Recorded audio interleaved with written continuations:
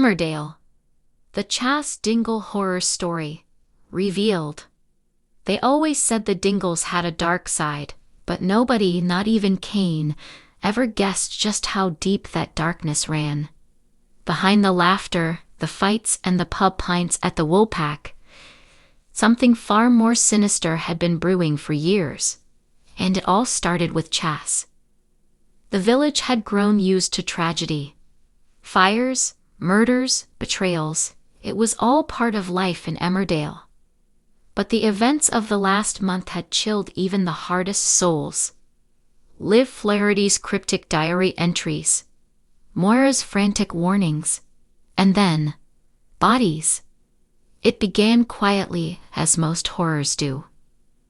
One rainy night, as thunder rattled the windows of the Woolpack, Chas was seen alone in the cellar. Nothing unusual. At least, not at first. But the next morning, Mandy found her cousin scrubbing the stone floors with a bleach-soaked mop, her hands raw. "Spilled some wine," Chas muttered, not meeting Mandy's eyes. But no one had ordered red wine in weeks. That same week, Belle began to complain about dreams, dark ones. In them, she said, Chas stood in the middle of the village, wearing a black veil, whispering things that made no sense, except they did. Things no one had told Belle. Secrets. Secrets that had died with Faith. Then came the disappearances. First, a stray hiker. Then a probation officer doing rounds.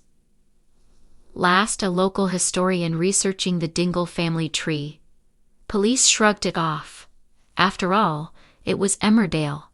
People came and went. But Marlon knew better. He'd seen something.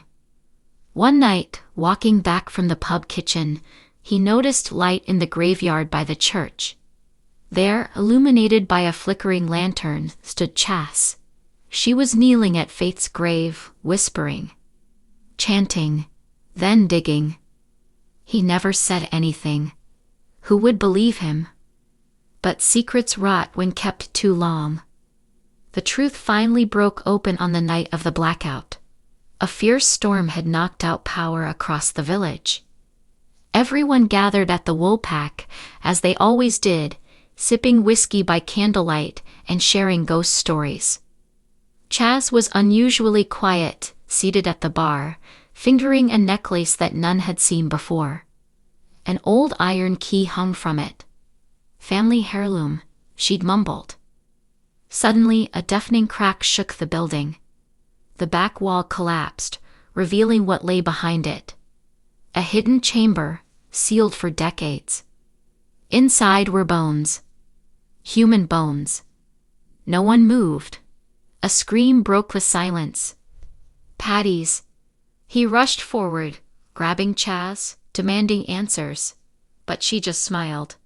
Calm, cold. "I tried to stop it," she said. "But it's in the blood." That night, police descended on Emmerdale. The Woolpack was cordoned off, and the chamber excavated. What they found sent shockwaves through the community. 7 bodies, all buried ceremoniously, each with a Dingle keepsake beside them. Old medals, bits of jewelry, even an infant's rattle. Chas was arrested, but she said little. Only that she did what was necessary.